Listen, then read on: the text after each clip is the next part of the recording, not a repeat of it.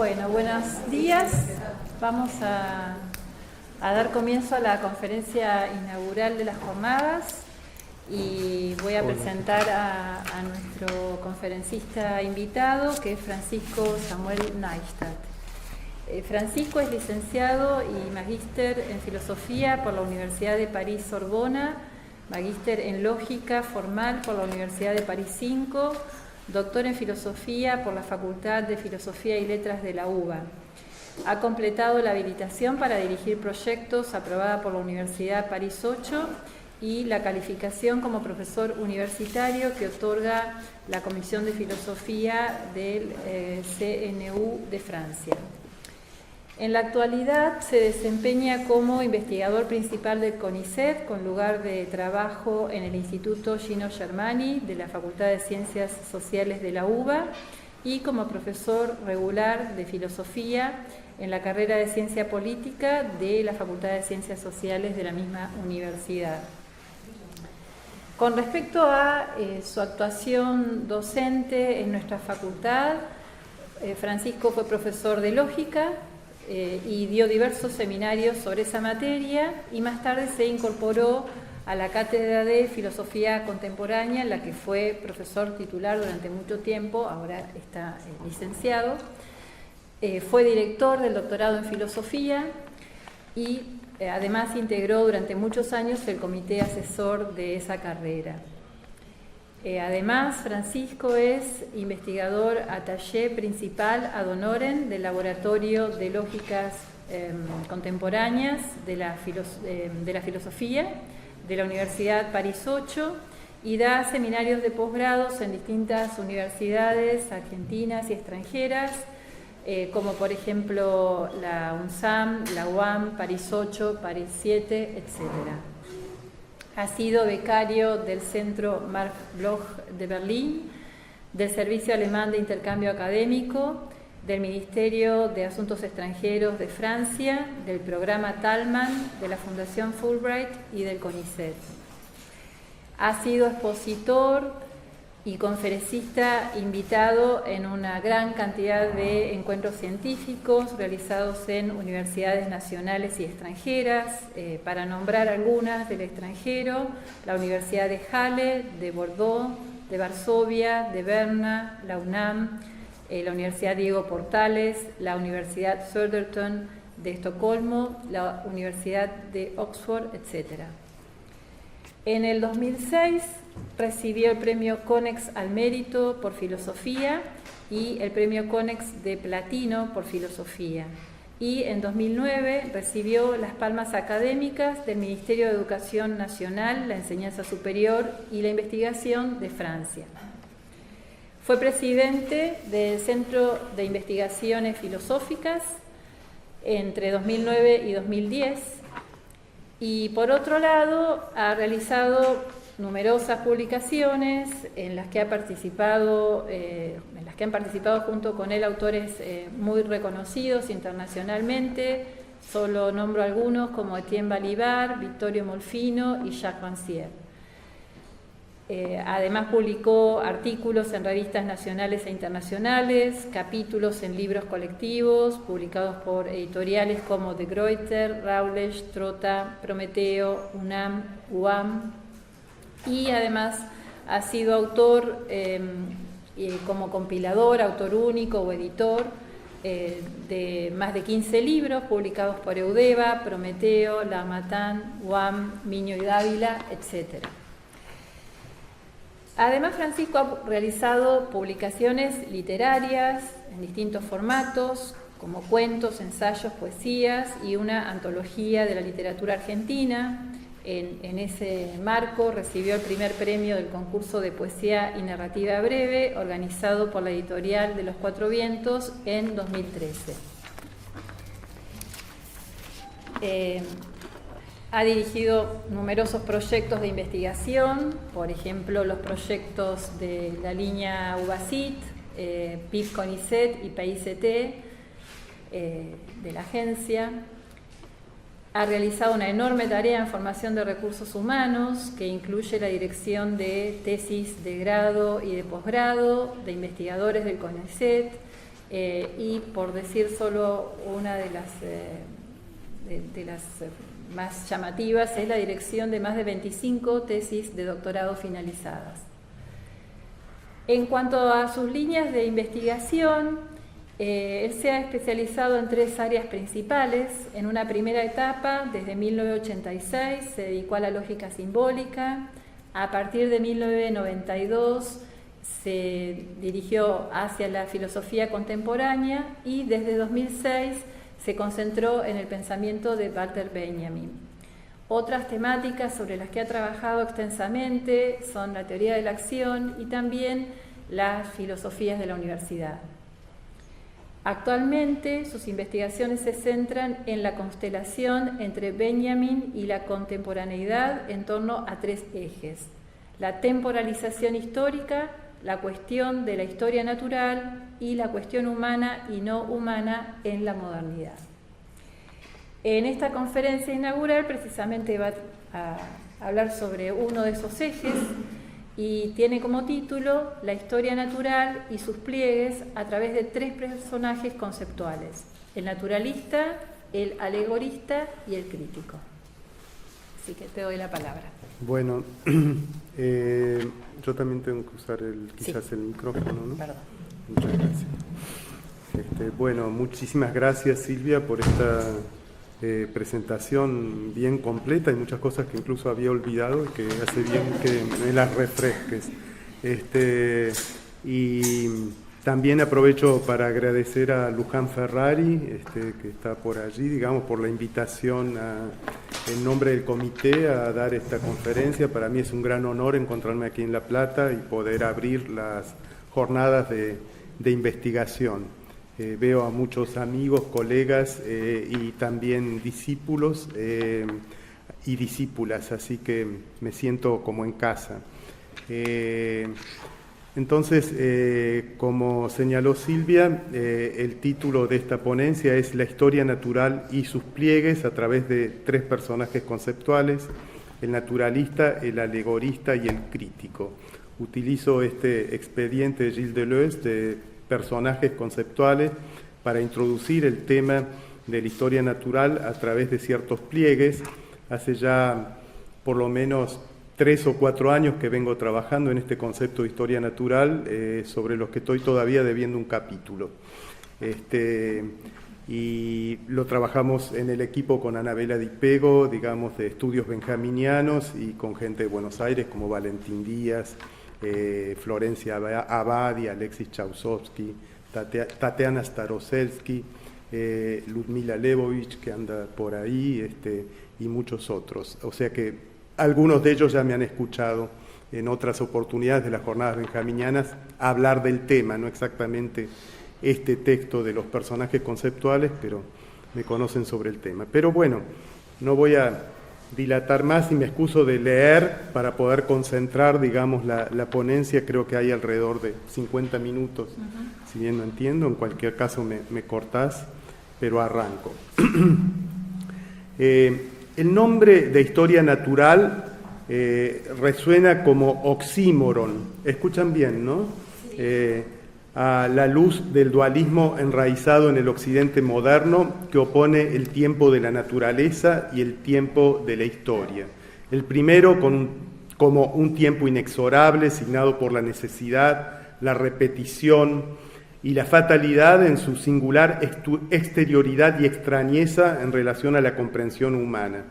El segundo, por el contrario, como tiempo de escala humana en el que podemos reconocernos y que como lugar de lo cualitativamente nuevo, como señalaba Adorno en su texto Idea de Historia Natural, como un tiempo de lo nuevo, de la iniciativa, de la espontaneidad y el sentido, transmitimos e interpretamos après coup en el entramado hermenéutico del pasado histórico. En este sentido, hablar de historia natural ha sido siempre un despropósito para los filósofos de la historia. Hegel y la tradición idealista reservaron, en efecto, la palabra historia, Geschichte, solo para el campo del espíritu, del Geist, y no para el dominio de la naturaleza, Natur. La tradición hermenéutica, a su vez, al oponer desde Droysen y Dilthey las ciencias del espíritu, Geisteswissenschaften, a las ciencias de la naturaleza, Naturwissenschaften, reprodujo la misma dicotomía a la que no fueron ajenas las corrientes neokantianas. Estas últimas, desde Windelband a Rickert, contrapusieron las ciencias ideográficas inspiradas en la historia humana a las ciencias nomotéticas inspiradas en las ciencias naturales. Pero inclusive desde la misma fenomenología, desde la fenomenología hermenéutica, Martin Heidegger en Ser y Tiempo, en el párrafo 75 de la segunda sección de este Opus Magnum, bajo el título La historicidad del Dasein y la historia del mundo, Die Geschichtlichkeit des Daseins und die Weltgeschichte, perteneciente, como sabemos, a la segunda sección de Ser y Tiempo, bajo el nombre El Dasein y la temporeidad, reconoce que la naturaleza es ciertamente histórica, pero rehúsa explícita y cabalmente la idea de historia natural, el término incluso de historia natural, comprendiendo lo histórico de la naturaleza simplemente como un rasgo mundano de la misma y por lo tanto como su subsidiariedad en relación al Dasein. Cito aquí a Heidegger en el párrafo 75, pero también la naturaleza es histórica, aunque no, énfasis de Heidegger, aunque no precisamente en el sentido de una historia natural, Naturgeschichte, pero sí, continúa Heidegger, en cuanto paisaje, terreno de asentamiento o de explotación, en cuanto campo de batalla y lugar de culto. Estos entes intramundanos, concluye Heidegger, son históricos en cuanto tales, y su historia no es algo externo que se limitase a acompañar la historia interior del alma. Llamamos a este ente lo mundi histórico, das Weltgeschichtliche. Fin de citación. Heidegger comprende la idea de historia natural como óntica, es decir, como proceso biológico físico que ignora que el carácter histórico depende de la estructura ontológica fundamental del Dasein, es decir, de su temporeidad, Sittlichkeit, e historicidad, Geschichtlichkeit, constitutivas. En este mismo sentido, Heidegger destacaba desde el párrafo 73 de esta misma segunda sección que la misma idea de caducidad, Vergänglichkeit, que cumplirá un papel primordial en Walter Benjamin, carece de todo valor hermenéutico o arqueológico intrínsecos, ya que lo determinante para el carácter de pasado en relación a una cosa no es, según Heidegger, su vejez ni su arruinamiento, sino el haber perdido el carácter de lo a la mano, zu Handenkeit, en relación a un mundo histórico y por ende a un Dasein histórico. De este modo, Heidegger parece privar a la idea de ruina de toda función constitutiva en Ser y Tiempo, alejándose de este modo de un texto suyo de apenas unos años anterior, de 1922, es decir, su interpretación fenomenológica de Aristóteles, Introducción a la investigación fenomenológica, Phänomenologische Interpretationen zu Aristóteles, Einführung in die phänomenologische Forschung, de edición póstuma en 1985 por Klosterman, en el volumen 61 de la Gesammelte Ausgabe, donde dedicó todo el capítulo 2 de la página 133 a la 157 a la idea de ruina, die Ruinans, ciertamente en un sentido fenomenológico, pero trabajando con este término, ruinans, que no reaparecerá en Ser y Tiempo. Entonces, con esto quiero decir que en todos estos autores que he mencionado, incluyendo Heidegger, hay un rechazo a la noción de historia natural, que en Heidegger incluso se agrava por un rechazo a la noción misma de caducidad, a su valor ontológico, y muy diferente va a ser la aproximación de lo que voy a presentar ahora, recorriendo desde Foucault a Benjamin, pasando por Koselleck, distintas figuras o personajes conceptuales, lo que me permitirá hablar de los pliegues. Vamos a comenzar por el naturalista, vamos a continuar por el alegorista y terminar con el crítico. Bien, sin embargo, debemos entonces admitir una auténtica tradición investigativa bajo el rótulo historia natural, que hunde sus raíces en la antigüedad grecorromana e irradia sus diferentes particularidades entre el barroco y el clasicismo antes de que las perspectivas del positivismo ilustrado y del historicismo culminen por desterrarla en el archivo de lo anacrónico y lo amateur, según nos cuenta el propio Koselleck en su entrada a su vocabulario, bien conocido como historia, o sea, Historiegeschichte. En la cultura antigua, en efecto, el nombre de historia natural, esto soy yo, no Koselleck, transcribe Plinio el Viejo desde el latín la noción de historia naturalis, ¿no? Plinio el Viejo vivió entre el 23 y el 79 de nuestra era, según dicha tradición, digamos, ha sido el primero en realidad en acuñar el sintagma historia natural, precisamente como título de su opus magnum, que denominó Naturalis Historia, concluido en el año 77. El eco antitético que puede resonar en la escucha contemporánea del nombre historia natural está notablemente ausente de esta ocurrencia antigua, donde la expresión historia heredada de Herodoto remite más bien al plexo historiográfico, que los alemanes llamaron Historie, y no al plexo ontológico, es decir, del proceso histórico mismo, es decir, la Geschichte. Historia en este sentido antiguo, procede en efecto a la vez de la raíz histor, como sabemos, es decir, testigo, el experto, el que sabe, como señala Bárbara Kazan o también Benveniste, e historia, es decir, investigación, indagación, lo que refieren a una articulación del ver y del saber, sin relación alguna con una separación ontológica de lo humano y de lo no humano, o de lo humano y la naturaleza, es decir, sin relación con un monopolio humano en relación al tema, al hipokaimenon, digamos, de la historia. Desde este punto de vista no está desprovisto de sentido que los Parva Naturalia de Aristóteles, es decir, los pequeños tratados naturales consecutivos a su célebre texto de ánima, peripsiges, o del alma, terminado en su época madura, hacia 334-332 a.C., hayan sido subtitulados por editores y compiladores posteriormente a la muerte del Estagirita con el nombre de Tratados Breves de Historia Natural. Sin poder redundar aquí en la personalidad naturalista de Aristóteles, que merecería un tratamiento aparte, es notable que en la fase más madura de su pensamiento, que es según Jäger la que corresponde a su ruptura cabal y asumida con Platón, el Estagirita desarrolla una teoría del alma que pone en continuidad dentro del reino de lo viviente tanto lo humano y lo no humano, como lo corpóreo y lo afectivo. Como observan algunos especialistas contemporáneos de los textos maduros de Aristóteles, la palabra latina ánima, alma, sería inclusive una traducción inadecuada de la psiges aristotélica, seguramente inducida por las traducciones latinas de la versión árabe del tratado, recargadas por las tradiciones del neoplatonismo de la antigüedad tardía, sin énfasis en todo el aspecto fisiológico, materialista y biológico de la psiges aristotélica.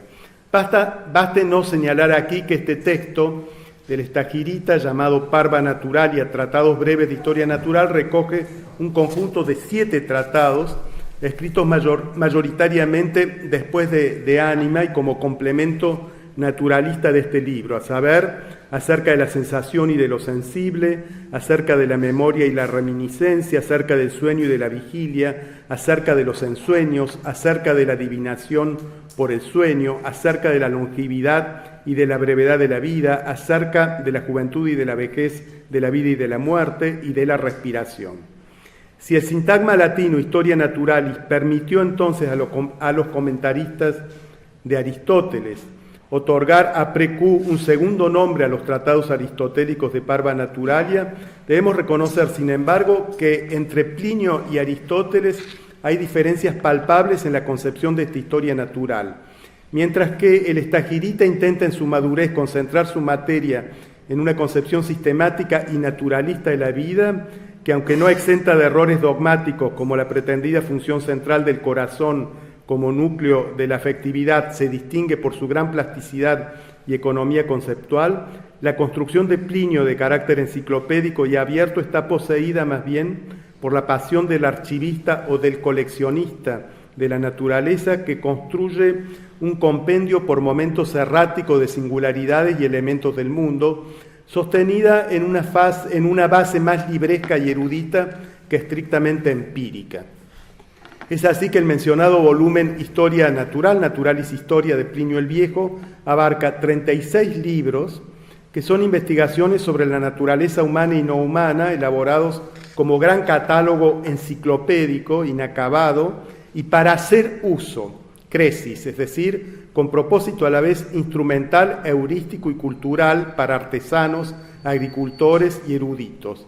Sin ánimo de exhaustividad, permítasenos a título ilustrativo mencionar algunos de sus temas: mundo, cosmología, infinitud del mundo, tierra, esfericidad, geografía, pueblos, naciones, ciudades, artes, instituciones, animales terrestres, animales fantásticos, dragón, animales acuáticos, monstruos del océano Índico, tritones, nereidas, perlas, formación, obtención, pájaros observados y fabulosos, águilas, gavilanes, cornejas, aves de mal augurio, adivinaciones extraídas de los huevos de las aves, gallos hablantes, insectos, abejas, árboles exóticos, plátanos, papiros, cereales, horticultura, remedios, enfermedades de las mujeres, remedios extraídos de los animales domésticos y de los animales salvajes, magia, especies de magia, tratamientos para excitar el acto venéreo, aguas minerales, metales, oro, cobre, maravillas de la naturaleza, espejos,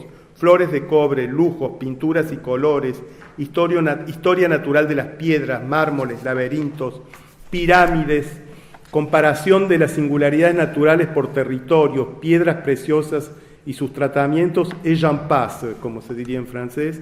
Todo eso está en Historia Natural. Como observa el autor y como no ha escapado a las sucesivas generaciones de sus intérpretes, esta lista tiene un alcance incuestionablemente enciclopédico y utilitario. Sin embargo, lo que puede sorprender y hasta desorientar al lector contemporáneo, junto a la extrañeza generada por la heterogeneidad, a veces disparate, de sus entradas y asuntos, es la notable continuidad expositiva entre los elementos empíricos y los fantásticos o mitológicos del libro, a fortiori cuando se tiene presente su sobrio nombre, Naturalis Historia.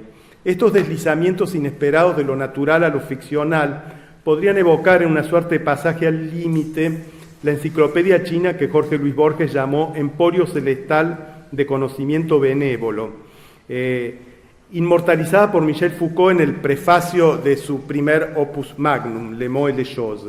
Pero justamente Foucault contrasta el dispositivo de Borges con las taxonomías de l'histoire naturelle de los siglos XVII y XVIII, que Foucault llama l'âge classique. En efecto, mientras que los naturalia renacentistas y medievales, para los que la historia naturalis de Plinio había servido de modelo, resplandecen para Foucault en un lenguaje tan adherido a la narración de las cosas que es incapaz de separar lo empírico de lo ficcional, los siglos XVII y XVIII asisten, por su parte, al nacimiento de un lenguaje que rompe su cordón umbilical con la arbitrariedad narrativa para volverse lisa representación, la expresión es de Foucault, de las cosas, y eso es l'art classique, y por consiguiente capaz de oponer una representación apoyada en la observación al mero relato. Esto está en el capítulo 5 justamente de Las palabras y las cosas. Nada de esto podrá, sin embargo, hacernos olvidar que Plinio el Viejo muere en Pompeya, derribado por la lava en el año 79, observando la deletérea erupción del Vesubio, como lo narra su sobrino Plinio el Joven en célebre correspondencia a Tácito, lo cual anticipa en modo alegórico los rasgos de una historia natural por delante de su historia naturalis, la de la experiencia fáustica y la de una naturaleza caída donde alternan creación y destrucción, anticipando la violencia de la entropía contemporánea, es decir, la de una historia sin teodicea, restituida a la violencia disruptiva del tiempo, como dirá Foucault. Pero no nos adelantemos, ya que entre la historia naturalis y la naturaleza entrópica hay todo un nuevo mundo de la historia natural correspondiente a lo que podemos llamar historia espacial o espacialización de la historia, para tomar una expresión de Foucault. Acá hago una pequeña digresión para señalar que no estoy mencionando el Timeo de Platón, que para ser justos habría que mencionar también aquí como una gran enciclopedia de la historia natural que podría también agregarse, digamos, a esta colección de historias naturalis ante litteram. Estoy trabajando en este momento lo de Platón y en particular su idea de Hora, que es extraordinaria, pero no he tenido tiempo de desplegarla aquí, pero habría que también articularla a esta pequeña reseña del pliegue del naturalista, digamos, el Timeo. Justamente donde Platón, aunque no menciona la expresión, está ese dispositivo que se ha llamado para toda la posteridad platónica el Sosein ta phenomenal, salvar los fenómenos, ¿no? Bueno, en este sentido, vuelvo ahora a Foucault, que me permite retomar el hilo desde Plinio y pasar a la historia natural en la Edad Clásica, en ruptura justamente con esta figura donde quedaba adherida la ficción por una parte y la observación por la otra. Entonces, Michel Foucault, en un lugar central del mencionado tratado Las Palabras y las Cosas, consagra su quinto capítulo bajo el título Classé, clasificar, y en particular la segunda sección del mismo, a la transformación de la noción de historia natural desde el siglo XVII, en francés l'histoire naturelle, mostrando cómo bajo este nombre se abrió todo un nuevo campo de conocimiento a través de la triple operación, señala Foucault, de clasificar, nombrar y hacer visibles los fenómenos naturales en la época clásica, especialmente a partir de la filosofía botánica de Linneo.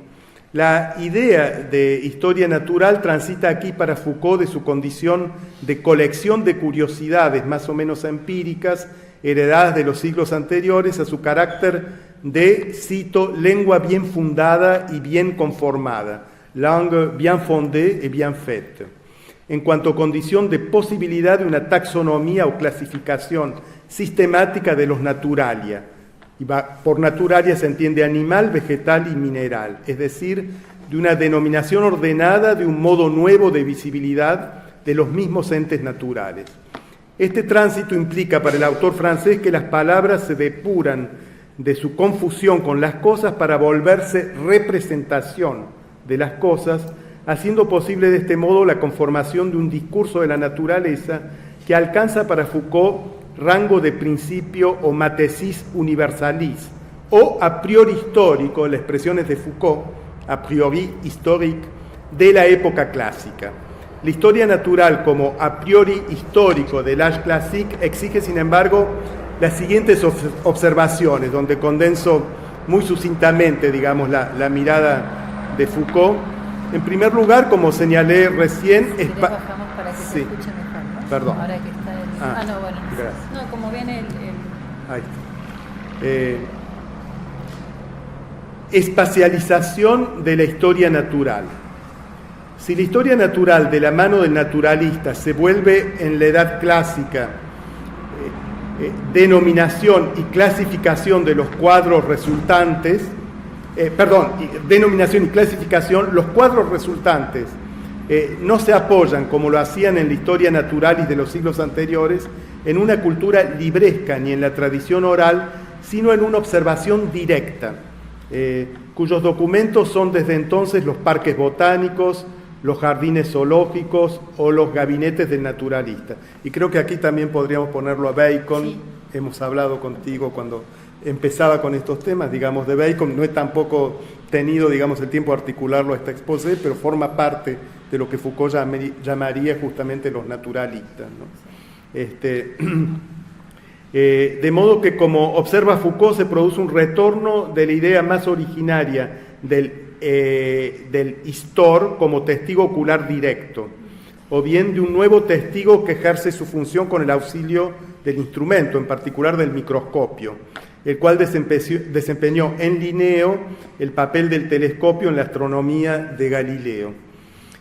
En segundo lugar, señala Foucault la continuidad de la naturaleza. La historia natural Entonces aparece a la vez como nominación lengua bien formada o matesis universalis y o a priori histórico de la época clásica, y como tal presupone para Foucault una continuidad y estabilidad de la naturaleza que excluye los saltos característicos del transformismo de Lamarck o del evolucionismo natural de Darwin, que no son en rigor naturalistas, sino que ya van a pertenecer a lo que Foucault llama la modernidad, diferente de la época clásica. Foucault llamó la edad moderna, l'âge moderne, a la época siguiente, digamos, al âge classique, iniciada a grosso modo con la Revolución Francesa. En tercer lugar, diferencia entre historia natural e historia de la naturaleza. Esto es importante porque muchos van a entender, en particular Koselleck, por historia natural, historia de la naturaleza. No es el caso de Foucault.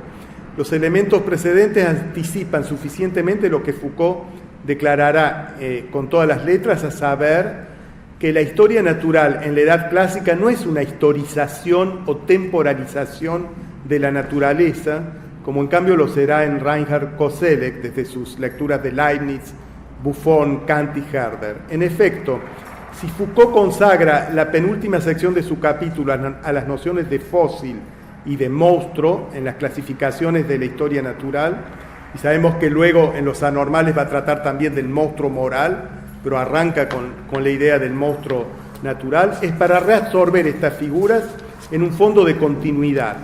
El fósil, dice Foucault, como testimonio de una identidad estructural del ente natural a través de un devenir que solo, dice Foucault, puede tener un lugar intermediario y medido por las solas exigencias del conjunto. Y el monstruo como aquello que nos cuenta, raconte, la existencia de una variación que confirma, como en caricatura, dice Foucault, como en caricature, en los bordes del cuadro, sur les bords du tableau, la génesis de las diferencias. Bien, hasta aquí, digamos, las tres observaciones de Foucault con un cuadro estructural estable de la naturaleza que va a contrastar con el que voy a presentar ahora y sobre todo con el que nos va a brindar luego Benjamin. Es aquí donde Reinhard Koselleck ingresa en una escena conceptual en torno a la idea de historia natural. En su entrada para el monumental Geschichtliche Grundbegriffe, titulada Geschichte-Historie, traducido por Historia, y editado separadamente en nuestra lengua en la editorial Trotta, el pensador alemán inscribe el primer apartado de la tercera sección del primer capítulo bajo el título De la Historia Naturalis a la Historia Natural, un título bien sugerente. De la Historia Naturalis a la Historia Natural. Von der Historia Naturalis zur Naturgeschichte. Al igual que Foucault, Koselleck está marcando aquí, como lo indica el título de su sección, el agudo contraste entre, por un lado, la historia natural tradicional, bajo la denominación latina de Historia Naturalis, y por el otro, la Naturgeschichte o Histoire Naturelle, que ocupó su lugar entre finales del siglo XVII y el último cuarto del siglo XVIII. Sin embargo, el punto de vista acerca de esta transición y los principales protagonistas teóricos de la saga no son los mismos para ambos autores. Mientras que Foucault retiene las figuras de la nominación, la clasificación sistemática y la espacialización como estructura o gramática fundamental de l'histoire naturelle, Koselleck apunta a la historización de la historia natural, literalmente Historisierung der Naturgeschichte, y a la correspondiente temporalización de la naturaleza, Verzeitlichung der Natur. Con la excepción de Bacon y de Buffon, destacados por ambos autores, los protagonistas de la saga de la historia natural están más ligados en Koselleck a la filosofía de la historia. Lipsius, Leibniz, Voltaire, Kant, Herder, a la historiografía, Busch, Joncius, Glücker, y a la filología, Adelung, que a la familia de los naturalistas, donde había recalado mayormente Foucault, en su capítulo sobre la clasificación comentado más arriba. Las siguientes tres observaciones completan este cuadro en relación a Koselleck. En primer lugar, Koselleck introduce su sección bajo la fórmula de un desfallecimiento, Ausfällung, de la vieja historia naturalis y de su reemplazo por la Naturgeschichte, pero una mirada atenta a la propia dinámica de esta última, de la Naturgeschichte, deja en claro que la Naturgeschichte quedará a su vez para el autor alemán en una posición inestable, decayendo inapelablemente de la mano de la teoría y de las ciencias naturales. De hecho, hoy la denominación o el nombre historia natural no juega ningún papel en las carreras científicas. Solo llama, digamos, o nombra a los museos, pero no es disciplina en el ámbito de las ciencias naturales. En segundo lugar, en efecto, toda la historización de la Naturgeschichte bajo la forma de la temporalización de la naturaleza o de una temporalisierte Naturgeschichte, como señala Koselleck, a través de las filosofías examinadas de Leibniz, Proto-Gagea, Kant, Allgemeine Naturgeschichte und Theorie des Himmels, Historia Universal de la Naturaleza y Teoría del Cielo, Buffon, Histoire Naturelle y Voltaire, Historia, son los textos que analiza Koselleck, dejan en claro que la exposición de la Naturgeschichte no pertenece, según Koselleck, ni al género estrictamente descriptivo de la vieja historia naturalis, ni al género narrativo en el que la tradición filológica de la historia configuraba el pasado, es decir, la historia narrativa, sino a un contexto, dice Koselleck, de fundamentación hipotética, hipothetische Begrundzusammenhang, que es propio de la teoría, y eso es muy palpable en Kant, por ejemplo, en la historia del cielo. Son hipótesis, digamos, ¿no? Por ende, tercera observación, más allá de las acentuaciones y encuadres diferentes, y muy especialmente en cuanto a la forma que adquirió la historia natural en los siglos XVII y XVIII, Koselleck, sin embargo, coincide, de hecho, con Foucault en la caída de la idea de historia natural con el tránsito al siglo XIX, en provecho de la biología, en el caso de Foucault, y de la geología, la cosmología y la física, en el caso de Koselleck. Bien, esto nos permite pasar, digamos, al siguiente autor, y el último que quería tratar en esta saga, que es Walter Benjamin. En el horizonte del eclipse de la idea de historia natural, entonces ya marcado por Foucault y por Koselleck, el gesto de recuperación de esta noción por Walter Benjamin desde 1925 en su origen del Trauerspiel alemán, se inserta, como señaló con agudeza el colega Carlos Pérez, colega chileno Carlos Pérez, también de nuestro equipo, recurriendo a una fórmula de Georges Didier Huberman, a la figura, digamos, de un anacronismo productivo.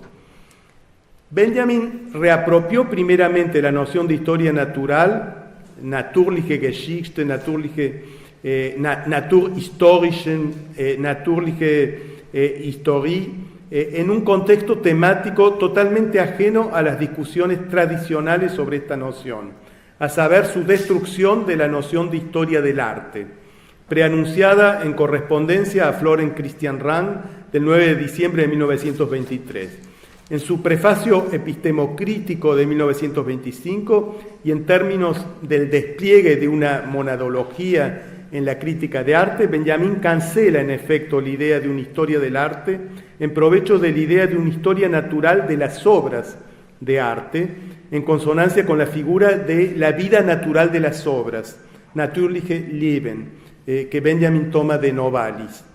La vida natural de la obra de arte articula la consideración micrológica de la obra en afinidad con la inmersión, Versenkung, microscópica del naturalista en la singularidad observada, y con la idea de estructura originaria de la planta que Benjamin transpone aquí de la morfología goetheana, en la que Goethe elaboró su idea de fenómeno originario, Urphänomen.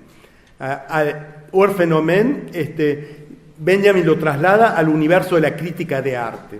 La noción crucial de origen, declinada en este mismo prefacio epistemocrítico, despliega junto a la pre- y posthistoria de la obra de arte, es decir, Vor- und Nachgeschichte des Werk, la verdad salvada de la obra, Rettende Wahrheit, en cuanto a carácter histórico natural como actualización y esencialidad de la historiografía natural. La crítica de arte es así entendida micrológicamente por Benjamin como mortificación de las obras, mortificación de Werke, porque destruye de este modo la figura de una historia del arte preinterpretada según una temporalidad lineal, progresiva e intencional que esta historiografía natural cancela. Esto no vacía las obras de contenido histórico, sino que, por el contrario, salva su singularidad histórica, comprendiendo esta plenitud según una intensidad monadológica, toma la expresión monadología de Leibniz y lo desarrolla al interior de una monadología, en constelación con una pre- y posthistoria, a la vez como origen y pervivencia enraizadas en la historia natural. Bueno, eso introduce, digamos, la dimensión de la primera entrada del término o de la expresión historia natural en el origen del Trauerspiel alemán, que contrariamente a la doxa no es a partir de la alegoría, sino a partir de la obra de arte y en una noción bastante extraña, no de la mano de la mortandad de la naturaleza, sino de un salvataje en realidad de la propia obra de arte en su doble condición, podríamos decir, de a la vez teniendo una pre y una posthistoria, pero siendo del orden de lo ideal, de lo virtual, la obra de arte. Ahora quisiera hablar de la parte más conocida, que es la que trabaja Adorno. Adorno, de hecho, tiene un ensayo bien conocido por todos ustedes, que es la idea de historia natural, que es el primero en haber recalado en la noción de historia natural y en haber percibido allí un interés fundamental para su polémica temprana, yo diría inclusive su gigantomaquía temprana contra Heidegger en relación a la ontología de la historia, a la cual Adorno, contra la que, digamos, Adorno eleva el despliegue de la noción de historia natural benjaminiana.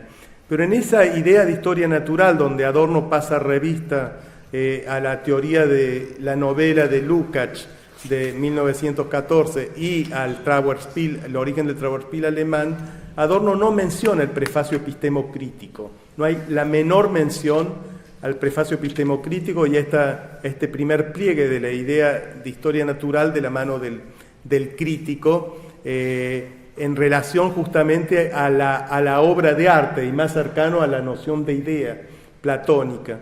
Ingresa directamente, en cambio, Adorno en el desarrollo, en el cuerpo del Trauerspiel alemán de la mano de la noción de alegoría y de caducidad, que son aquellas caducidades, era la noción contra la que Heidegger precisamente en Ser y Tiempo se elevaba por considerarla en algún sentido secundaria en relación al carácter de pasado de una cosa. Entonces voy a hacer algo, digamos, que es un poco anacrónico. Voy a entrarle a la cuestión de la historia natural en Benjamin al revés, desde la alegoría al prefacio epistemocrítico que mencioné recién, y voy a concluir, digamos, con el tercer personaje, que es el crítico, pero introduciendo primero el alegorista, porque me parece que hace más, de alguna manera, vuelve quizás más natural el recorrido de la noción de historia natural en Benjamin. Entonces voy a hablar del alegorista. Ante el eclipse de la idea de historia natural, del que hablábamos antes, ya marcado por Koselleck, marcado por Foucault, el intento de Walter Benjamin entonces revivir esta noción a partir de 1925, el origen del Trauerspiel alemán, ha sido, como señaló entonces nuestro colega chileno Carlos Pérez, en un reciente workshop sobre Benjamin, celebrado por nuestro equipo en Buenos Aires, basándose en la frase acuñada de Didier Huberman, un caso de anacronismo productivo. Y nos gustaría añadir aquí que también marca un giro copernicano en la semántica del concepto, ya que el objetivo del uso que Benjamin hace del nombre historia natural, Naturgeschichte, no es simplemente la naturaleza, como lo era para sus predecesores antiguos y modernos, sino la historia misma. Al hacerlo, sin embargo, la naturaleza se verá a su vez intervenida, invertida y expresada, ya no por la mano del naturalista, sino por ese otro personaje conceptual que caracteriza el barroco benjaminiano, esto es, el alegorista. A continuación esbozaremos a grandes rasgos lo que Benjamin considera el vínculo profundo que subyace a esta constelación entre naturaleza, historia y alegoría en el barroco. En primer lugar, la característica más llamativa de la entrada del alegorista y con mucho la más comentada por los intérpretes de Benjamin, empezando por el propio Adorno como primer cartógrafo de la idea de historia natural en Benjamin, es la del carácter perecedero, Vergängnis, y la transitoriedad, Vergänglichkeit, término, como vimos más arriba, expresamente abandonado por Heidegger, quien desconoció el carácter ontológico de la Vergängnis, al igual que desconoció el carácter ontológico de la historia natural. En Benjamin, sin embargo, esta categoría se vuelve esencial, pero de la mano del alegorista. Mientras que nuestro primer personaje conceptual, el naturalista, integraba y naturalizaba la muerte en el ciclo de la naturaleza como algo siempre igual, el alegorista benjaminiano, por el contrario, interpreta el carácter efímero, Vergängnis, en el circuito semántico de la ruina, die Ruine. Así, en el Trauerspielbuch de Benjamin, la ruina no es la expresión de la integración de la muerte de la naturaleza como ciclo y repetición de lo mismo, sino la expresión, Ausdruck, de una naturaleza atravesada por la historia y el significado de la caída, atravesada por la historia y el significado de la caída, así como de una historia atravesada por la naturaleza, lo que lleva a Benjamin, en uno de los pasajes más decisivos sobre esta cuestión, a hablar no solo de historia natural, sino de manera aún más radical, quizá más dialéctica, de historia-naturaleza, es decir, Natur-Geschichte, como él mismo declara literalmente. Pero esto se hace a la luz de una caída iluminada por la noción de ruina. La ruina no solo está presente en el drama barroco, sino que es uno de sus rasgos decisivos, sino el más decisivo. El barroco, dice Benjamin, tiene el culto de la ruina, barocke cultus der Ruine. Observemos aquí que la tragedia antigua desconoce la ruina, al igual que desconoce el espectro, el fantasma, que es junto con la ruina la otra figura singular y característica del drama barroco. Volveremos más adelante sobre el vínculo entre la ruina y el espectro como rasgo esencial de esta naturaleza historia, pero permítaseme aquí citar uno de los fragmentos cruciales del libro sobre el barroco, donde la historia natural se convierte en historia naturaleza de la mano de la ruina y la caída. Y voy a citar aquí a Benjamin. Si con el Trauerspiel la historia entra en escena, esto lo hace en tanto que escritura, Schrift. La naturaleza, dice Benjamin, lleva historia escrita en el rostro con los caracteres de la caducidad. Auf dem Antlitz der Natur steht Geschichte in der Seitenschrift der Vergängnis. La fisonomía alegórica de la historia naturaleza, die allegorische Physiognomie der Naturgeschichte, que significa el Trauerspiel, está presente en tanto que ruina, ist wirklich gegenwärtig als Ruine. Pero con esta, continúa Benjamin, la historia se redujo sensiblemente a escenario, y así configurada la historia no se plasma ciertamente como proceso de una vida eterna, sino más bien como decadencia incontenible, als Vorgang unaufhaltsamen Verfalls sich aus. La alegoría se reconoce en ello mucho más allá de la belleza. Las alegorías son, y esta frase es muy conocida, las alegorías son en el reino de los pensamientos lo que las ruinas en el reino de las cosas. Allegorien sind im Reiche der Gedanken, was Ruinen im Reiche der Dinge. De ahí, concluye Benjamin, el culto barroco de la ruina. Daher der barocke Kultus der Ruine. Fin de citación. Este concepto de historia naturaleza, Naturgeschichte, tan arraigado en la figura de la muerte y caducidad vinculada a la decadencia y la caída, se abre por ende en este pasaje como antítesis de una comprensión de la historia como proceso de una vida eterna, Prozess eines ewigen Lebens. La historia, para Benjamin, abandona su carácter teleológico de una unión entre dos reinos, lo sensible y lo inteligible, para perderse y dispersarse de la mano de la caída, Verfall, en el elemento de lo sensible. Pero esta inmersión, Versenkung, tiene lugar como ruina y de la mano de la alegoría. De la mano de la alegoría, la ruina no es solo, como reconoce Simmel en su artículo Die Ruinen de 1907, la forma más presente del pasado, decía Simmel de la ruina, sino que la ruina disloca y discontinúa el espacio de inmanencia.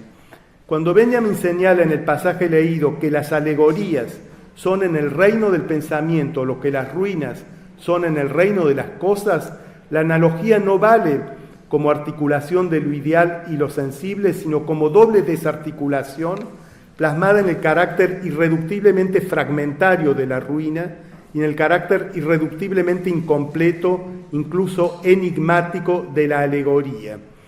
El carácter suspensivo de la ruina frente a las cosas es por ende análogo al carácter incompleto de la alegoría frente a los pensamientos. Este doble carácter fragmentario y enigmático de la ruina-alegoría, por así decir, se plasma para Benjamin en la calavera, cuya presencia en la escena barroca es una marca constitutiva del drama. La calavera no es un símbolo de la muerte en una función designativa, sino que es expresión, Ausdruck, y como tal reviste enigmaticidad e incompletitud, es decir, dislocación. Pero la enigmaticidad no es algo que la verdad del barroco pretenda develar y descubrir, sino, como Benjamin mismo señala en el prefacio epistemocrítico a esta misma obra, hacerle justicia, ¿no? La verdad no es lo que devela el misterio, sino lo que le hace justicia, decía Benjamin en el prefacio epistemocrítico. Perdón, quedan 5 minutos. Bien, ahí termino. Es por ende contrafondo de la concepción romántica de la alegoría como símbolo y de la obra de arte como culminación y completitud del sentido que se entreteje en Walter Benjamin el recurso de la historia natural como facies hipocrática de la historia, como está harto expresado en uno de los pasajes más célebres del Ursprung des Deutschen Trauerspiel. Y no voy a citar ese pasaje, que es el pasaje del símbolo y de la alegoría. Voy a ir ya pasando a la ultimísima, digamos, etapa, que es lo de este otro personaje conceptual, que es el crítico. Si el régimen simbólico corresponde para Benjamin al plano idealizado en el que la caída se sublima a la luz de la redención, la alegoría se inserta, por el contrario, entonces, en el corazón de una caída en la que son la perdición y la fugacidad las que se expresan como rostro de la historia, es decir, facies hipocrática. El régimen expresivo de la alegoría es, por tanto, lo que para Benjamin corresponde a la dislocación y la disonancia propias de una historia secularizada, abandonada a su propia deriva, en ruptura con el marco de la teleología medieval regida por el símbolo. En este contexto, la ruina como materia del alegorista barroco apunta ciertamente a la huella, Spur, pero esta huella, como bien señala Gilles Moutot en la parte de su ensayo sobre Adorno dedicada a la historia natural, se inserta en un conjunto de referencias sin alcanzar nunca un fundamento o génesis, es decir, una Entstehung. Desde este punto de vista se podría decir que la expresión alegórica es archihuella, para tomar la expresión de Derrida. No es una simple opción estética, sino la forma de una historia con fondo de crisis y catástrofe que, como historia naturaleza, se presenta en el barroco como una historia dolor del mundo. Y sin duda no carece de interés establecer aquí un paralelismo entre el dispositivo alegórico en el teatro y el dispositivo del lamento y de la fuga en la música de los siglos XVII y XVIII, que reúne de manera magistral todas las dificultades y disonancias posibles como el fondo contra el fondo melódico de la música anterior, como el mismo Benjamin lo plantea en su artículo sobre Trauerspiel y música en 1916. Entonces, bueno, eso permite en todo caso percibir el contraste con esa estabilidad del cuadro Foucaultiano en relación a la edad clásica. Todo esto me permite pasar al crítico, y lo voy a decir muy brevemente, porque ya habíamos dicho algo antes, pero Benjamin no agota el concepto de historia natural con el alegorista. De hecho, otro personaje conceptual se suma a esta saga, el crítico, y esto pertenece al famoso prefacio epistemocrítico del Trauerspielbuch, del que el propio Benjamin dijo en una carta a su amigo Gershon Scholem que era una matzlose Chuspe, que en yiddish significa una audacia desmesurada. El pliegue epistemocrítico de la idea de historia natural se sitúa exactamente en la continuación del desarrollo de la idea de origen, Ursprung, no como génesis, Entstehung, sino como manifestación. El marco de su enfoque aquí es el de su destrucción del concepto de historia del arte, preanunciada en su correspondencia del 9 de diciembre de 1923 con Florence Christian Rand.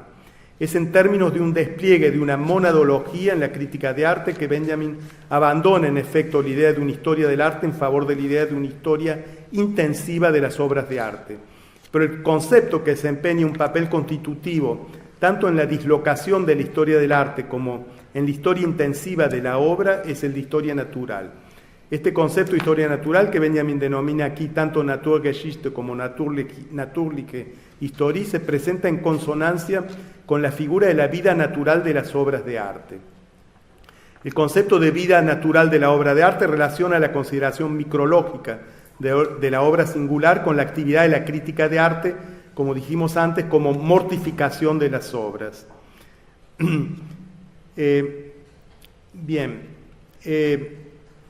Y esto en afinidad con la idea de estructura original de la planta que Benjamin toma prestada de la morfología goetheana, a través de la cual Goethe elaboró su idea de fenómeno original, Urphänomen. El concepto crucial entonces de origen, Ursprung, desarrollado en oposición a toda idea causalista, digamos, de la génesis, se despliega aquí en este mismo prefacio epistemocrítico y revela con la dialéctica de la pre- y posthistoria de la obra, Vor- und Nachgeschichte des Werks, la verdad salvada de la obra, Retten der Wahrheit, como carácter histórico natural, como actualización y esencialidad de la historiografía natural.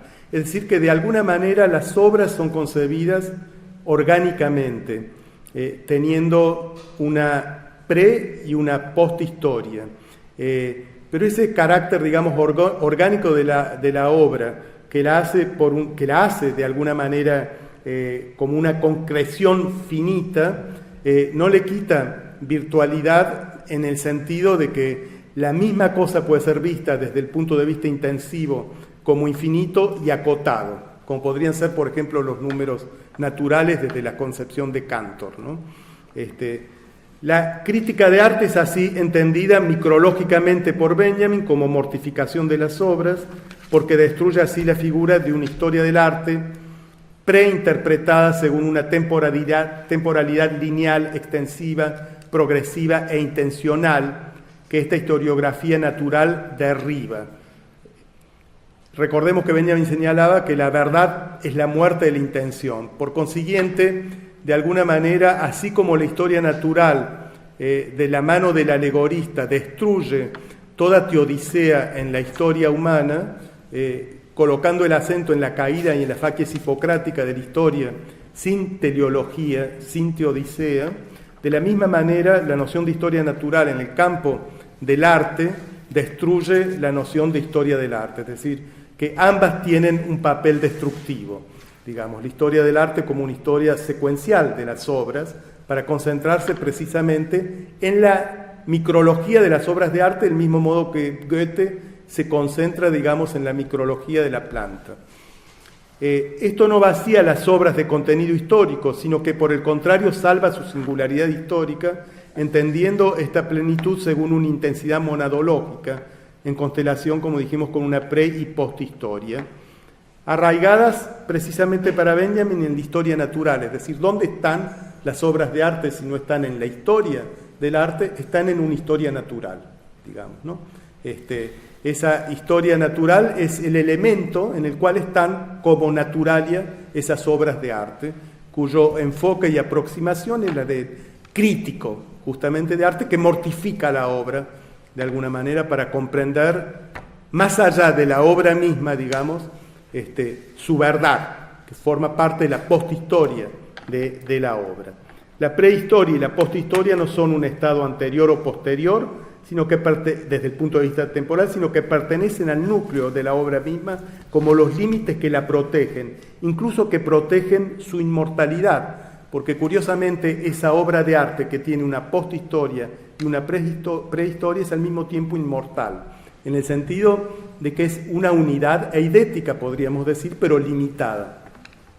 Así pues, paradójicamente, y con esto termino, no es la idea de la perdición y la mortalidad lo que predomina aquí en el andamiaje benjaminiano de esta Natürliche Historie, cuando habla de historia del arte, como podría sugerir el texto barroco que hemos visto de la mano del alegorista, y como se desprendería de una lectura, por así decirlo, retrospectiva de atrás hacia adelante, sino la idea de eternidad, Ewigkeit, y de salvación relacionada con el platónico Zosein Tafa y Nomená, que es lo que de alguna manera atraviesa el prefacio epistemocrítico. Entonces, ¿cómo estos dos pliegues de la idea de historia natural dentro del ensayo pueden de alguna manera articularse? ¿Cómo podría salvarse la unidad del ensayo, digamos, sobre el drama barroco alemán entre estos dos pliegues de una historia natural abocada por una parte a la eternidad y la otra, digamos, de la mano del alegorista a la caducidad? Es cierto que en el cuerpo del drama barroco alemán no hay mucha referencia al prefacio epistemocrítico, pero eso no lo disloca, porque yo acá simplemente voy a mencionar tres cosas y con eso termino, digamos, hay referencias indirectas que hablan de la presencia justamente y de la importancia del prefacio epistemocrítico en el propio corpus. En primer lugar, digamos, la idea de que las alegorías son en el reino de los pensamientos lo que las ruinas son en el reino de las cosas. Morfológicamente tiene casi un isomorfismo, un morfismo con lo que Benjamin declaraba en el prefacio, que las ideas se comportan en relación a las cosas como los planetas o las estrellas, como las constelaciones en relación a los planetas o a las estrellas. Die Ideen verhalten sich zu den Dingen wie die Sternbilder zu den Sternen. Es decir, aquí la similitud de esto, de la alegoría, digamos, que aparece en el cuerpo, tiene mucha relación con la comparación que el mismo Benjamin establecía entre las ideas, por una parte, digamos, y las constelaciones, también en relación a las cosas. En segundo término, la referencia en el cuerpo del Trauerspielbuch a la idea de Urgeschichte, procedente del concepto de origen del prefacio, en el que Benjamin plantea la historia natural como historia del significado. O sea, hay una referencia en el cuerpo del Trauerspiel, no ya en el prefacio, a lo que Benjamin llama la Urgeschichte des Bedeutens, donde recupera la noción de origen como una historia del significado, en la que justamente entra la noción de ruina, lo que nosotros podríamos ver como archihuella.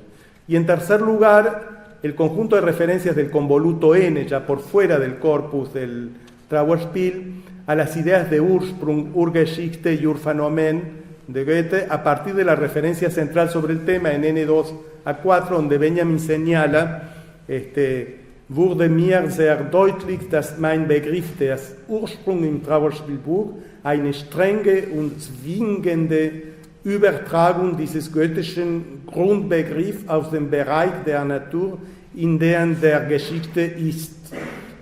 Ursprung, das ist der aus dem heidnischen Naturzusammenhänge in die jüdischen Zusammenhänge der Geschichte eingebrachte Begriff des Urphänomen.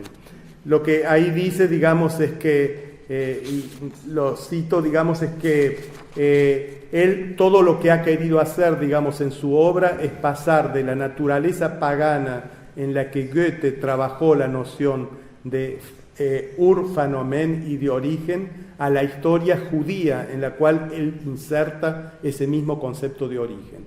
Y eso él lo señala en este fragmento del libro de los pasajes, ya en su obra más tardía, donde vuelve justamente a recuperar esa noción clave del prefacio epistemocrítico.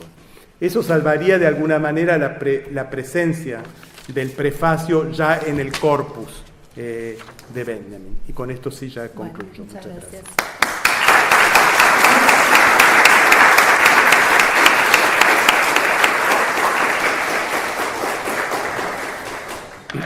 Bueno, tenemos un tiempo para preguntas. Sí, ahí hay una. Sí. Señor, primero que nada, yo quiero aclarar el pleno del conocimiento que tengo de Benjamin, de todos los autores que nombró y de otras cosas. Y también el hecho de que es muy probable que yo, por mi falta de conocimiento, mi limitado lenguaje, tal vez no le haya entendido específicamente bien lo que usted está explicando, ¿me entiende? Pero hablar de la naturaleza de la historia a mí me hace pensar mucho en el movimiento. ¿Entiende? Usted posee un cuerpo que ya de por sí respira. ¿Entiende? El latido del corazón son movimientos propios de nuestra corporalidad natural y es el devenir de todos los movimientos anteriores de los seres humanos que han existido. El hecho es que el movimiento toma un aspecto de propio tiempo, porque movernos por este mundo, nuestra propia naturaleza, nuestra vida, nos lleva tiempo. Y ese tiempo que le lleva a todas las cosas y cómo las vemos deteriorarse y eso de la ruina de cómo se van deteriorando, cómo nos vamos deteriorando nosotros como propios seres humanos hasta la propia muerte, que parece que es inevitable, por suerte. Y más que nada, yo no sé si entendí mal. No sé si podés ir a la pregunta, porque tenemos muy poquito era tiempo. Para hacer una entrada, si entendí mal, pero esto de lo que es naturaleza, la historia de la naturaleza simplemente es el propio devenir de las cosas, en tanto que se van moviendo, se van dando y abarcaría casi todas las cosas. Bueno. Muchas gracias por la pregunta. ¿Respondo? Sí. Sencillamente, sí, efectivamente el movimiento es lo fundamental, digamos, en el campo de la naturaleza. El problema es el cruce entre movimiento y sentido, y es ahí donde se inserta la cuestión de la historia natural. En la dislocación de la cuestión del sentido cuando uno intenta encontrarle, y ese es el esfuerzo del pensamiento de la historia humana, un sentido justamente al movimiento de los hombres, a la acción, al nacimiento, como diría Arendt, digamos, a las iniciativas. Si cuando yo hago algo, lo hago porque busco algo, tengo un sentido y es así que lo interpreto. Entonces el problema es esa oposición que el idealismo ha asentado entre, por una parte, la historia como espiritual, plena de sentido, y por otra parte, ese movimiento huérfano de sentido que sería el campo de la naturaleza. El escándalo de la historia natural es querer cruzar, digamos, en ese quiasmo, digamos, entre esas dos unidades, la de un movimiento sin sentido y la del pleno de sentido, digamos, en el movimiento del lado del espíritu. Eso es lo que yo intenté, de alguna manera, poder pensar, ese escándalo entre esos dos continentes, digamos. Perdón, pero como no tenemos mucho tiempo, preferiría dar lugar a alguna otra pregunta. Discúlpame. Sí, Graciela. Graciela. Primero un agradecimiento y después un comentario. No sé si no me da para hacer una pregunta, solo compartir un comentario y una visión. Bueno, además de agradecerte todos los aspectos que recorre tu conferencia en sus diferentes pliegues historiográficos y conceptuales. Bueno, yo tengo un dato que sería que la palabra historia, a la cual hiciste referencia en la primera parte, sobre la que te más, Physios Historiae es la primera palabra, el nombre cónico de la filosofía. Y está atestiguado en el Feo de Platón, que casi todos los platonistas lo saben. Pero no está escrito que sería historia, marcando también su continuación. Si ves la línea, es una línea muy conocida, es la entrada del personaje Sócrates a su autobiografía y su decepción, ¿no?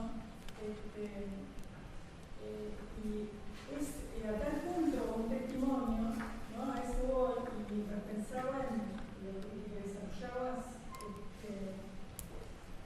Hasta tal punto es testimonio del origen cónico que Platón puede haber dicho psique, historia, pero no lo dice porque la terminación ike, ikos, es un invento, se dice, hay un estudio sociológico sobre eso, del propio Platón.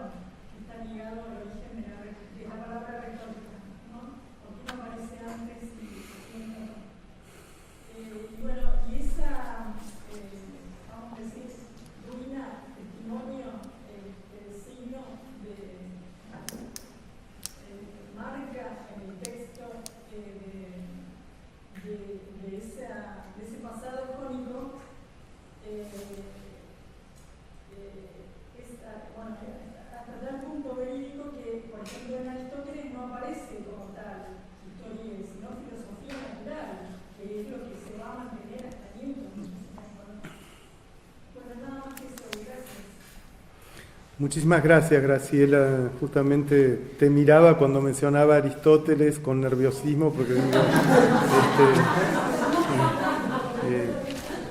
pero me parece fantástico tu aporte, y después seguro lo vamos a hablar y te voy a escribir sobre el tema, porque estoy un poco en chantier, digamos, sobre eso. Así que gracias. Creo que había alguien más. Sí. Un poco relacionada con la pregunta que hacía el compañero allá, y creo que por ahí tiene que ver con lo que pregunta él, es conseguir la historia natural por fuera de la visión humana es muy difícil. Entonces es como que caemos en el antropocentrismo en tratar de entender cómo desde lo humano se puede percibir la naturaleza, y justamente creo que aquí lo que se está marcando es lo inverso. Y por eso yo quería, desde lo que es la respuesta a la historia del arte de Benjamin, preguntar cómo, si esto también es un movimiento para sacar al ser humano de la obra de arte, y dado que vos enlazabas con Goethe de tomarlo como algo orgánico, pensar también cómo en realidad es una construcción colectiva en la que también participa la naturaleza en nosotros. Muchas gracias. Sí, coincido totalmente. De hecho, efectivamente la obra de arte en su trama temporal va a escapar totalmente al artista, al creador, digamos. De hecho, ya la noción el tema del lenguaje, a través de nociones como la de traducción, como vos bien sabés, permiten introducir toda una posthistoria de la lengua a través de sus diferentes traducciones que escapan justamente a la lengua, y que es como una suerte de historia propia, ¿no? Y eso que ocurre, digamos, con la traducción de una obra de arte, que no está prevista por quien la compuso, y todos los sentidos que eso puede desplegar, ocurre con la misma obra. Ahora, lo que es curioso, que es una pregunta que yo me hice, ¿cómo puede ser que la obra de arte tenga a la vez una posthistoria, pero que sin embargo Benjamin diga en todas las letras que es eterna? Porque si vos decís que tiene una posthistoria, muere entonces. ¿Cómo puede ser a la vez eterna y tener una posthistoria? Creo que desde la matemática uno podría dar una respuesta, pero me reservo la demostración. Que una cosa puede a la vez, digamos, desde las nociones del infinito, ser infinita y estar limitada. Esa sería la idea. La obra de arte tiene una infinitud, pero al mismo tiempo está limitada por una posthistoria que abre otro camino, otra senda, digamos. Y eso es lo que, de alguna manera, desde una concepción lineal del tiempo no se puede concebir, ¿no? No es que la posthistoria de la obra, que va más allá del sentido dado por la historia, de muerte a la obra. La obra a su vez tiene una historia intensa, digamos, que es eterna. Sería algo así como del orden de la idea también, la obra de arte, pero tiene una posthistoria. Y eso es extraordinario, digamos. Así que muchas gracias. Otra pregunta, dos tengo. Analía, por favor. Sí, bueno, me sumo a los agradecimientos de Graciela por tu presentación. Y sobre todo al final de tu exposición a mí me lleva a pensar en Proust, ¿no? Y esto último que estás diciendo respecto de la relación entre tiempo, temporalidad y obra de arte, y en Proust yo creo que se puede encontrar digamos, esta concepción de la obra de arte, como dijiste vos, como una vida natural, ¿no? De la obra de arte. Yo trabajé, por ejemplo, respecto de la vejez del arte como un ciclo natural, ¿no? Ahora, en Proust, me parece que esta concepción de una historia natural de la obra de arte incluye el concepto de historia del arte. O sea, cada obra abre una historia del arte, digamos, desde la temporalidad de la propia obra, ¿no? Es decir, hay una temporalidad inmanente de cada obra, y hay tantas historias de del arte como obras, ¿no? Y tantas temporalidades como obras, ¿no? Y además, bueno, tiene que ver con la intermitencia de la obra. No había como que la historia natural se opone a la historia del arte, sino que la multiplica.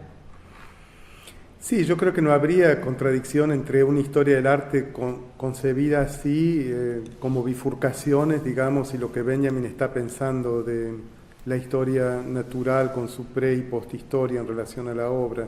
Lo que Benjamin ataca cuando ataca la historia del arte es el concepto de historia universal del arte, englobante y de acuerdo a la cual, por ejemplo, tenemos el arte clásico y luego el arte impresionista, pero hay uno que ya es más avanzado que el otro y ya entonces de alguna manera hay una suerte de progreso de uno en relación al otro. Es eso lo que él está atacando de cuajo, digamos, es historia teleológica, por así decir, de la historia del arte, ¿no? En este otro sentido, estas líneas de temporalizaciones, constelaciones, podríamos decir, por supuesto que yo creo que no habría dificultad en entenderlo de ese modo, digamos. Pero me doy cuenta que la noción de historia natural en relación al arte es una idea iconoclasta para derruir justamente esa noción de historia del arte. Y eso ya viene de la carta Rang del 23, digamos. ¿Ale? Sí, bueno, muchas gracias. Por suerte está grabado, pero no me alcanzaba la manito para escribir rápido todo lo que estabas diciendo, así que después lo vamos a poder ver. Muchas gracias. No, gracias. Y bueno, abrumador la cantidad de información, pero yo no conozco un Benjamin, pero sí que trabajé en algún momento el problema de la oposición en Goethe y Schiller entre alegoría y símbolo, ¿no? Hay un conflicto entre ellos dos. Goethe dice que su poesía es simbólica, que es buena, ¿no? Y que la de Schiller es alegórica, o sea, mala. Y después, bueno, hay una oposición entre el símbolo y la alegoría y el símbolo sería como esta unión de sentido y sensibilidad, que es lo que estábamos diciendo de este problema entre lo intelectual y lo físico, y él cree que su poesía eso lo logra, mientras que la poesía de Schiller sería meramente lingüística, como una escalera pedagógica para llegar a un concepto y que podamos descartarlo, ¿no? Mientras que el símbolo sería imposible de traducir. Eso sería cómo se constituye ese concepto de símbolo. Eso está muy bien estudiado. Bueno, Gadamer, en el alimento, tiene una sección donde cuenta y hace una reivindicación de la alegoría, dice, bueno, eso pensaron los románticos, principalmente, eso también está en Shelley. Pero después cuando Gadamer sigue trabajando, vuelve a la visión del símbolo, ¿no? Deja la de alegoría, intentando que se llama la teoría de lo bello, ¿no? Donde el arte, el símbolo, juego y fiesta. Y ahí otra vez está la idea del símbolo como lo intraducible, como eso que manifiesta, eso como eso que escaparía a los intentos de conceptualización, ¿no? Como el límite de la conceptualización. Entonces no entiendo qué es la alegoría. Perdón. Es súper egoísta. ¿Qué es la alegoría? Pero no sé, desborda el tiempo de la...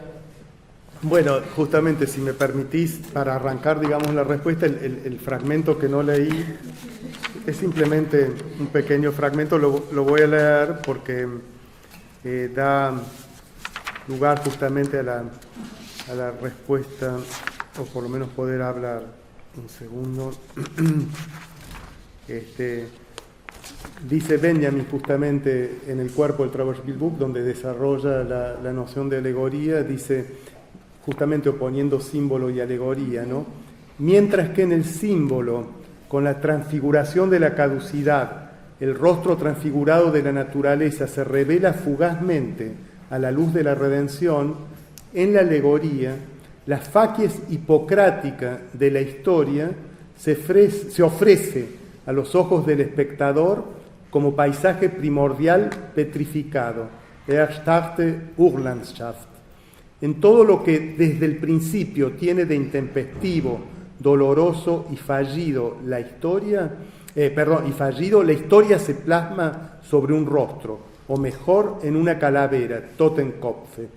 Y si es cierto que ésta carece de toda libertad simbólica de expresión, de toda armonía clásica de la forma, de todo lo humano en esta figura suya, la más sujeta a la naturaleza, se expresa significativamente como enigma, Rätsel, Frage, no solo la naturaleza de la existencia humana como tal, sino la historicidad biográfica propia de un individuo. Este es sin duda el núcleo de la visión alegórica. Das ist der Kern der allegorische Betrachtung, de la exposición barroca y mundana de la historia en cuanto que es historia del sufrimiento del mundo, y esta solo tiene significado en las estaciones de su decaer.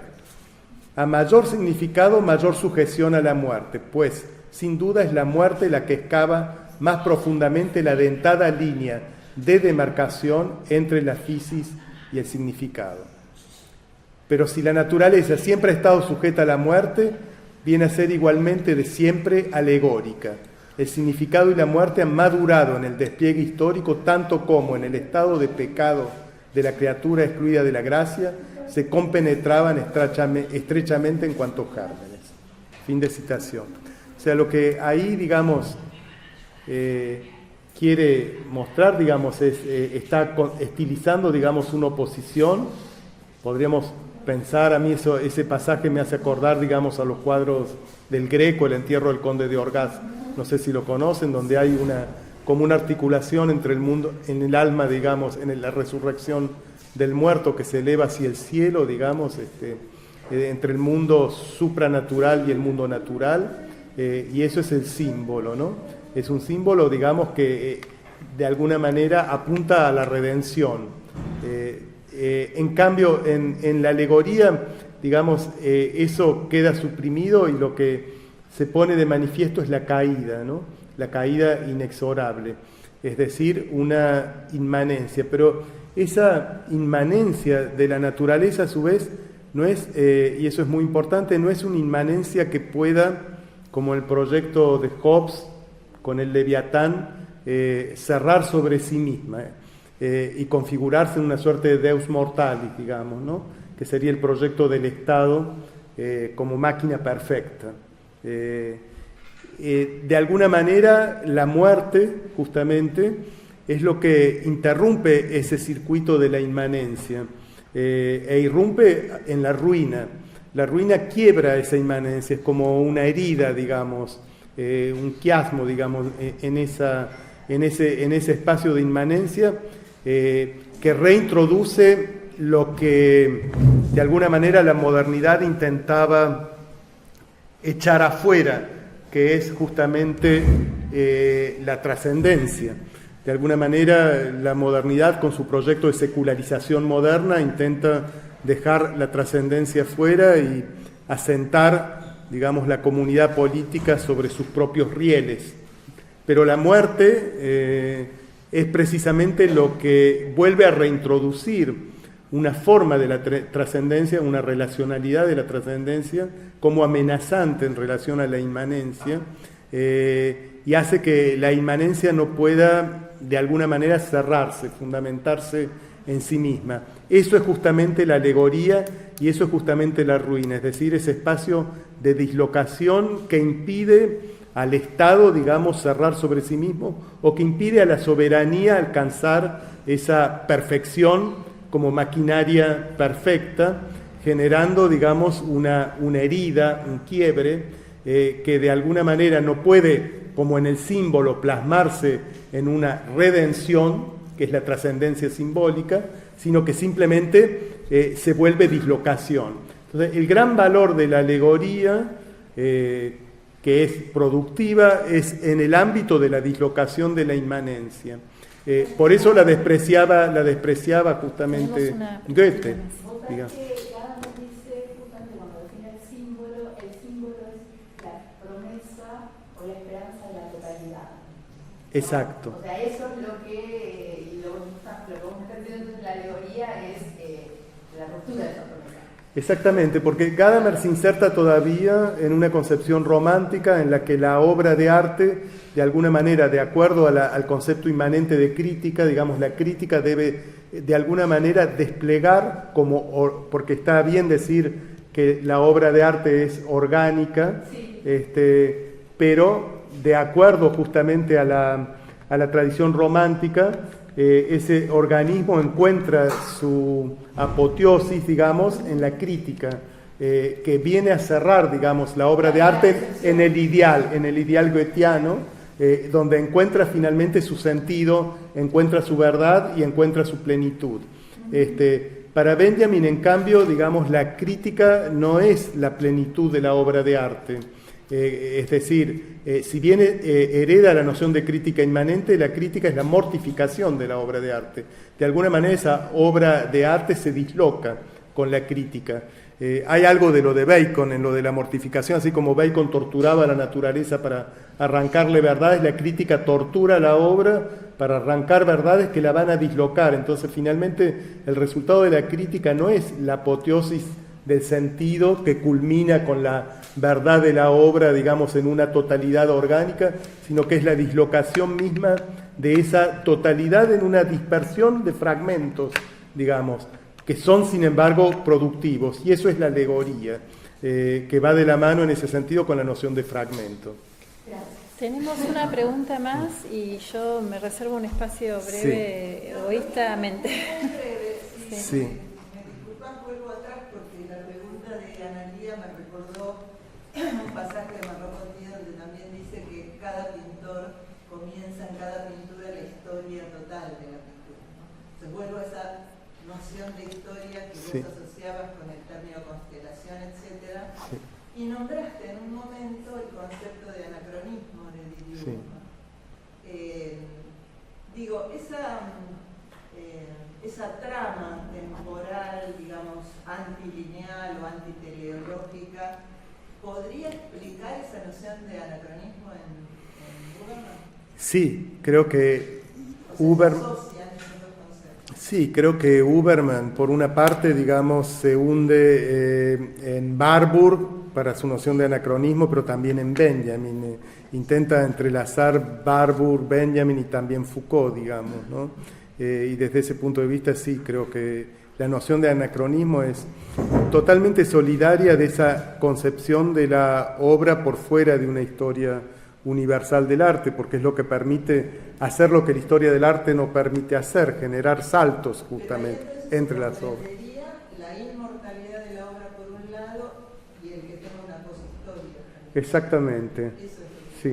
Sí, eso es esa inmortalidad, es decir, de alguna manera es muy curiosa esta figura de la inmortalidad después de haber puesto tanto énfasis en la muerte, digamos, y el significado, pero es como yo lo veo como una exigencia de recursividad, es decir, el alegorista de alguna manera mata al naturalista porque abre otro campo, digamos. Vemos que la limitación del naturalista a la Foucault, digamos, o de la Edad Clásica, de la mano del alegorista, es otra visión, la visión alegórica en relación a lo mismo, a la historia natural. Pero abre algo muy importante que en Foucault no está, que es ver la historia natural no solo en la naturaleza ni en las representaciones que tenemos de la naturaleza y del lenguaje de la naturaleza, sino en la historia humana. Benjamin dice la historia natural es la facies hipocrática de la historia humana. En realidad eso es muy importante, porque hasta entonces no lo decían, siempre historia natural era naturaleza, la historia humana era dejada a un lado. Benjamin dice no, la historia humana, digamos, ya es historia natural. Veamos Ricardo III, cuya obra se está representando en el San Martín, digamos, Mi reino por un caballo, es eso la historia natural, es ver el lado criatural de los grandes reyes, de los grandes príncipes, el lado decadente, digamos, ahí tenemos, digamos, la historia natural, eso es facies hipocrática, que lo desarrolla también Kantorowicz cuando habla de los dos cuerpos del rey, ¿no? De los dos cuerpos del príncipe. Bueno, el cuerpo mortal, orgánico del príncipe es eso, en definitiva la historia natural, que curiosamente Foucault lo va a desarrollar a través de la noción de monstruo en los anormales, pero no habla ahí, digamos, en relación a la monstruosidad de historia natural. Ahí es otro capítulo donde arranca la psiquiatría, ¿no? Y la clínica. Pero en Benjamin ya está ahí, digamos, en esa facies hipocrática la historia natural. Ahora, en relación a la obra de arte, aparece esto, digamos, de la inmortalidad de la obra, el acento puesto casi platónicamente en un salvataje, digamos, la obra. Entonces yo creo que hay allí una recursividad, porque es una inmanencia, esa inmanencia de la caída tampoco cierra como caída, porque está la alegoría. ¿Y la alegoría qué es? Y bueno, es la reflexión de la caída, pero la reflexión de la caída a través de la alegoría, de alguna manera es la obra, más allá de toda intención. Y esa obra, en definitiva, abre otro pliegue, digamos, que es un pliegue de salvación, es un pliegue de redención, no en el sentido de una trascendencia, en el sentido del símbolo, pero una trascendencia en el sentido de obras que alcanzan la inmortalidad, en definitiva. Benjamin no desconoce que si la alegoría de alguna manera expresa el sufrimiento de la naturaleza, el sufrimiento humano, esa misma alegoría como obra de arte alcanza una plenitud, digamos, es decir, alcanza casi un carácter ideal en el sentido platónico. Y ese es el prefacio epistémico crítico. Lo que Platón no hubiera admitido, que la obra de arte pueda ser idea, para Platón las obras no pueden ser ideas, los triángulos son ideas, los números, pero no las obras de arte, porque incorporan lo sensible, digamos. Eso es lo que Benjamin incorpora en el reino de las ideas, pero de hecho, ipso facto, alcanzan ese estatus de inmortalidad, es decir, que salvan de alguna manera la historia. Entonces, Benjamin dice, con esto ya termino, ¿no? Cuando en la misma carta a Scholem, donde le dice que su prefacio, que es muy enigmático, epistemocrítico, es una audacia desmesurada, más löse chuspe, señala que en realidad, señala algo muy curioso, señala que en realidad la teoría de Platón en ese prefacio, porque despliega toda la teoría de las ideas a través de la noción de constelación, es en realidad una cosmética para disimular su propia filosofía del lenguaje. Ahora, ahí ya no me puedo meter, porque para ir a la filosofía del lenguaje hay que retroceder, digamos, al año 16 del lenguaje en general y del lenguaje humano, donde Benjamin despliega una concepción muy teológica del lenguaje, donde está precisamente la noción de caída y la noción de lengua pura, que él señala no poder presentarlo como tal en la academia, porque sospecha que le van a dar un portazo. Al portazo se lo dieron igual y no pudo entrar, digamos, ¿no? A pesar de haber puesto la cosmética platónica, su habilitación fue rechazada, pero él dijo ahí, digamos, que Platón era la cosmética para disimular su filosofía del lenguaje. Y lo que está ahí en danza en la filosofía del lenguaje es la noción de lengua pura, justamente, a la cual volverían, digamos, las obras, en definitiva, y muy por fuera de la intención, ¿no? En fin, son temas muy crípticos. No sé, ¿tenemos que cerrar o tenemos 2 minutos? Cierro, ¿no? Listo. Bueno, entonces dejo mi pregunta para después. Bueno, muchísimas gracias, Francisco, bueno. Gracias a todos, y a la 1:30 volvemos, Okay. Se retoma. Hasta luego.